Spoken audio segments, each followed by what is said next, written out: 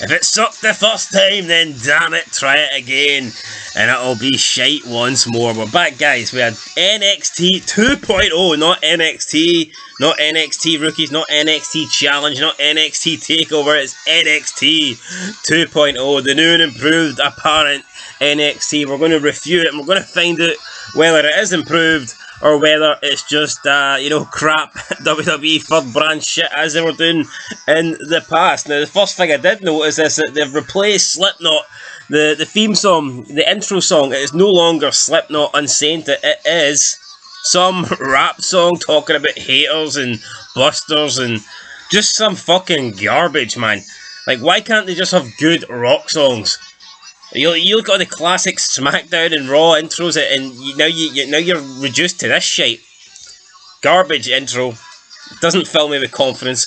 And then we kick off the show with Braun Breaker. Braun Breaker, man. The most generic name you could probably think of. I mean, surely 10 seconds you could come up with a better name than this guy. But for some reason, that's his name, Braun Breaker. He's interacting with LA Knight backstage, and LA Knight, who is supposed to be in a world title match tonight, he's supposed to be in the Fatal 4-Way, and apparently he's too busy picking on bums, and he says that he's gonna beat the brakes off this cross-eyed shit tonight, and he tells Braun Breaker to get his ass in the ring in the next couple of minutes. Braun Breaker does get in the ring, and Braun Breaker beats LA Knight. Why? I do not know. LA Knight's competing for the belt tonight, and it's supposed to be the LA Knight show, but he loses to Braun Breaker in the opening match. Why? It doesn't make any fucking sense. Braun Breaker lifts him up, gorilla press position, slams him with a power slam, almost like the Goldberg maneuver, so I guess he's stolen up. Maybe this is Ryback 2.0. We've got another Goldberg thief, another Goldberg impersonator here in the NXT ranks, but that kicked off the show. And I mean, I like LA Knight. It was a funny, I guess. Sorry, he's going to beat the brakes off this cross-eyed, piece of shit. I guess that was pretty funny, but I don't know why LA Knight lost the match. It makes no sense to me. Who booked this shit? Certainly wasn't Triple H. I guess he's recovering from heart surgery, so fair play. I'm the game. I'm not an NXT. I got a sore heart. Well, you know what? I don't say rest in peace. Rest at home, Triple H. Hopefully your heart gets better. My heart's hurting watching this show, though. Up next, we've got Josh Briggs and Brooks. I'm assuming... Oh, Brooks Jensen. Fuck me. Josh Briggs and Brooks Jensen. What happened to fucking The Undertaker? Stone Cold, Steve Austin, cool names. Hulk Hogan, Josh Briggs. Fucking Josh Briggs sounds like a next door neighbour. Who wants to be called Josh Briggs? Brooks Jensen just sounds like a guy that would sit next to in school. I mean, where's the fucking unique names? We don't have any. We've got none. And they take on Imperium. And honestly, I didn't know who was who. It was a tag team match, and if you gave me £1 million to guess the name of the correct guy, I couldn't tell you who was Josh Briggs. I couldn't tell you who was Brooks. I couldn't even tell you who Imperium were. But then I noticed there was two bland guys wearing black trunks and had absolute fucking no personality to them, and I thought, damn it, that must be Imperium. Imperium picked up the win. That fat piece of shit Walter was nowhere to be seen, and thank God, because he sucks. Up next, with B-Fab versus Katrina Cortez. Katrina Cortez, out of shape, slow as fuck. She's on the top rope. She's not even on the top rope. She's on the middle rope. Beth Phoenix, who's an awful commentator, turns round and says something like she's a great luchador, and then she jumps off. Slow, so unathletically jumps off the middle rope into this kick to the stomach, and it looked fucking awful. I had to check and make sure my TV wasn't playing in slow motion because it was that fucking slow. I mean, I've seen fat people fall off the couch more athletically trying to reach for the controller than this supposedly luchador jumped off the middle rope. This was bad. You actually need to see this. I've never seen someone jump off the middle rope. Khali would have done a better job. And they're making it as if she's a luchador. Nah, she's some chick they found at McDonald's, stuffing her face with Big Macs. They just stuck a fucking mask on her and put her in NXT and were like, here, jump off the middle rope. Luchador my ass. Couldn't they jump out of a paper bag, man? Absolute shite. B-Fab, whoever she is, picks up the win. Awful match, awful spot. Luchador, man, what the fuck?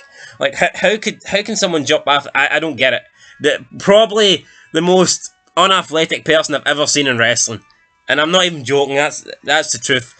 After the match, someone comes out, says she's going to beat up B-Fab again. I don't know if they've had beef before. It's some Hispanic woman, so she's with a group of Hispanic guys. B-Fab's with a group of black guys. It looks like we're going to get fucking gang wars here. Some guy, B-Fab says she would like to see the Mexican chick beat her up without her tools this time. She goes to get in the ring. One of the Mexican guys holds her back, and then B-Fab says, "That guy just saved your life. That guy just saved your life." And then the segment ends, and my life was saved, because if I had to watch any more of this, I'd have probably ended it right there. Up next, we had Carmelo Hayes introduce Trick Williams to his corner. That's not even worth talking about. Then we had a tag team match with 4 chicks that I don't fucking know. Mandy Rose came out, revealing a new look. She lost the blonde hair. She's a brunette now, wearing booty shorts. I guess that was one of the best parts of the show. Hit a exploder German suplex on somebody, and it looks like we have a new stable called Toxic Attraction, and they, look strong or whatever. Mandy Rose is back. For anybody that cares, I don't. I mean, Mandy Rose should be on the main roster. I don't know why she's on NXT. I mean, doesn't make any sense, but it is what it is. Up next, we had Ridge Holland. Ridge fucking Holland. Some guy about 6'3", beat Drake Maverick. This guy looked like a giant, probably because everyone else in this show is small, but he's really not that big. He just demolishes Drake Maverick, a guy that he was on Raw last week looking at the 24/7 title, and now he's getting beaten second, so I don't get it. I don't know why this happened. Then we had a segment vignette with Tony D'Angelo, and this guy appears to be for like the Italian mafia, and he's walking the streets of Chicago acting a tough man. Reminds me like he's speaking like Paul Malignaggi for the boxing. I got like a Sopranos vibe here, and he's like, "There's no money in amateur wrestling. I come to NXT," and he goes, "NXT is where the money is." No, fucking, there's no money in NXT. I mean, come on. Can you not say it's like professional wrestling is where the money is, or the WWE is where the money is? Fuck me. Not NXT is where the money is. There's nothing in NXT bar indie bums. I mean, that's what you get in NXT. There's no money in NXT. I mean, NXT loses money. Just look at the ratings. Look at the money that they're wasting every year. Money doesn't get made in NXT. Money gets lost in NXT. Up next with the Creed brothers beat 2 jobbers. Who cares? Not worth talking about. Ivy Nile joins the Diamond Mine. Some black guy recruited some woman that's got muscles. Am I supposed to care? I don't know, because I don't. I noticed Roderick Strong is in this stable. I mean, Roderick Strong never done anything, will never amount to anything on his own, and that is why he gets chucked in a stable.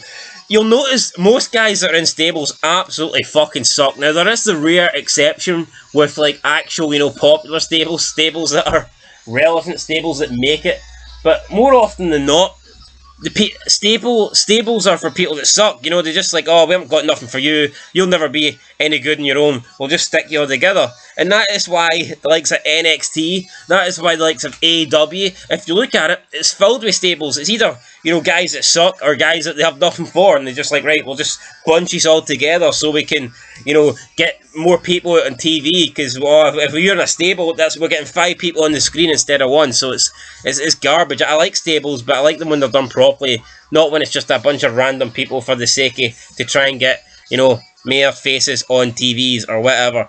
Up next, we had something with Frankie Monet, John Morrison's wife. Who gives a shit? Never liked her. Masculine looking bitch. I mean, fuck her. Don't care. Up next, then, it was, I believe, we had the NXT Championship match. It's Ciampa versus Dunn versus LA Knight versus Wagner. Who the hell's Wagner? It was supposed to be Kyle O'Reilly. Not that I'm complaining that Kyle O'Reilly got taken out the match, and I should be happy Kyle O'Reilly got taken out the match. But who's Wagner? Never seen this guy before. Apparently it was his debut, and he debuts in a title match. Really, That's supposed to be the main title in this brand. And he debuts for the title. I don't get it. Makes no sense to me. LA Knight gets busted open. Now we've heard the rumours, we've heard that the direction that NXT is going in, that they're looking to ditch these small indie style guys. They're looking to stop pushing older guys. They're not going to use them. They're going to try and go a younger direction. So how the hell does Tommaso Ciampa, the most indie looking guy on the roster, he looks about 5'5" with a fucking grey and brown dirty beard, must be about 50. If he's not 50, he fucking looks at least 50. He's had a hard life. How is this guy the guy that wins the title? This guy's the definition of indie. I mean, if I could look at this roster and pick one guy that I think belongs in Ring of Honor, you'd pick Tommaso Ciampa, and he is the new champion. Should have been LA Knight. I mean, a blind man without even looking at the screen. Not that it would matter because he's blind and he can't look at the screen. Well, he can look, but he won't see shit, and that probably makes his viewing experience better than mine. But yeah, I mean, a blind man could look at this and know that LA Knight is the correct choice to win here. I mean, LA Knight looks like a star. He can talk. He's got a decent build. He's a decent height. He looks like the body guy that McMahon would like. But no, he goes with Ciampa. He goes with the midget Ciampa. Ciampa's already had a title reign. Ciampa can't talk. Ciampa can't do shit. I mean, who cares if he can work an indie style in the ring? Oh, he can do some flips and he can do mat wrestling, technical wrestling. Fuck that. When did that ever draw?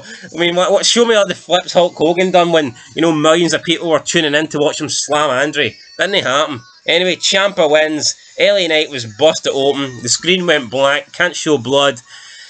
And the commentary, my God, I don't know who the main guy is. Obviously, you got Beth Phoenix and Wade Barrett on commentary, but whoever the play-by-play guy is, this guy's awful. Ciampa hits his finisher, and the guy's talking as if he's reading a newspaper, or he's telling everyone the weather. It's like doing a weather update. Oh, Ciampa hits his finisher. He goes for the pin. We might have a new champion. What the fuck? This guy was like Keith Lee. A skinny Keith Lee. I mean, back in the day, he'd be like, JR would be like, Austin hits the stunner! Austin hits the stunner! We could have a new champion! We could have a new...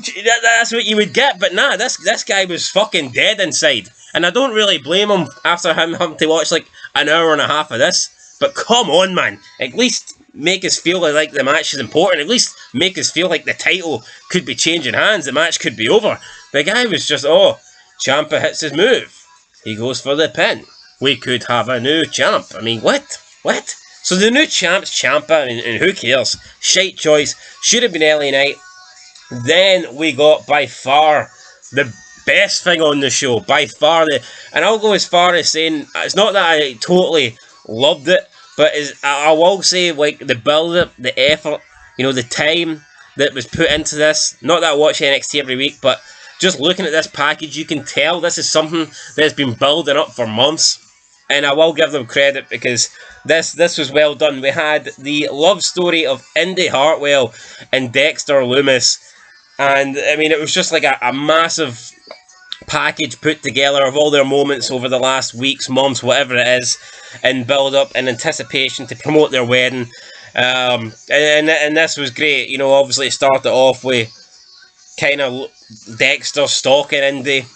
Then Indy was kind of falling for him, and then the way Johnny Gargano and Candice LeRae were unsure on the guy. They were trying to get Indy away from him, and then they kind of came round to the idea of Dexter, and I mean Johnny Gargano's trying to be his friend, and he's throwing the axes, and he can't hit shit. They're like at an axe throwing thing, and he can't hit nothing, and Dexter Lumis comes up and takes his hand and guides him and throws the axe, and the axe goes bang right into the bullseye.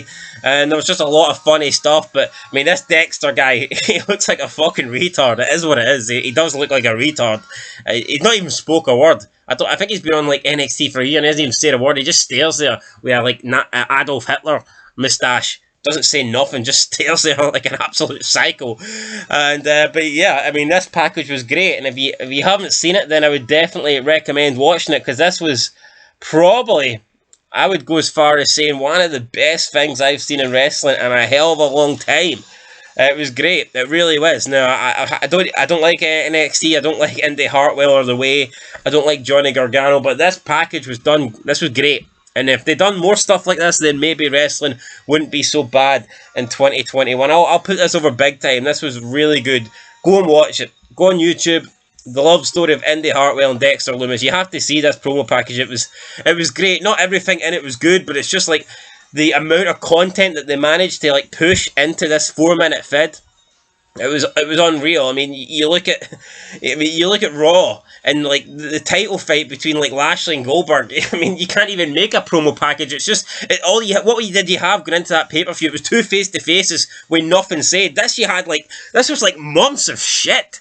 They were all stuck together and glued together to make a great package. So, I mean, this was great. Fantastic stuff there. Then we had the wedding. The minister's in the ring. Indy Hartwell is saying that Dexter's a freak, but he's my freak. Then she says, remember that time you snuck into my bed when the Way were asleep? And then Johnny Gargano and Candice LeRae are freaking out. And Indy goes on to say all these nice things about him.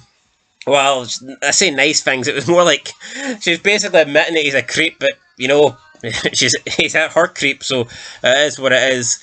Then she says, "I do." He puts the ring on her finger. The minister then says, "It's your turn." He says, "You can't," and he doesn't say nothing. So the minister's like, "Oh, after she just poured your heart out to you. You can't just, you have to say something. Are you nervous?" And the minister guy approaches Dexter and he chokes him out. Just pure chokes the minister guy out. Then Beth Phoenix gets in the ring. She takes over. She so they're doing the fouls, and then Indy Hartwell says all this lovely stuff about Dexter, and then the guy says to Dexter, "Right, your turn," and he doesn't say nothing. He just puts his thumb up. The thumb goes up like Arnold Schwarzenegger when he was going into the lava in Terminator 2. He gives his soon-to-be wife a thumbs up. That's all he's got to say. Nothing about "I love you" or "I can't wait to spend the rest of my life with you" or "I cherish every moment I'm with you." He just gives her a thumbs up. Like, what the fuck? It was dumb but kind of funny at the same time. Like I said, then he chokes at the minister. Beth Phoenix gets in. She takes over. And then Dexter doesn't say "I do." And she says, "Okay, I guess we can take that as a yes." But then he covers her mic to stop her from speaking, and that was great. That was great, because the less Beth Phoenix speaks, the better, trust me. And then Dexter, for the first time ever on NXT, says "I do." Then they have a hug, they share a kiss. Everyone celebrates like mad. Like the pop that they got when Dexter said "I do."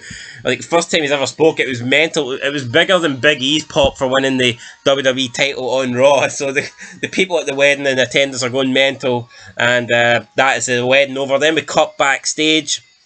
We can see Ciampa watching the aftermath of the wedding. He is then approached by Braun Breaker. Ciampa congratulates him on his match tonight. He goes to shake his hand. Braun Breaker tries to look at the NXT title with his cross eyes, but I don't know if he really gets it in sight.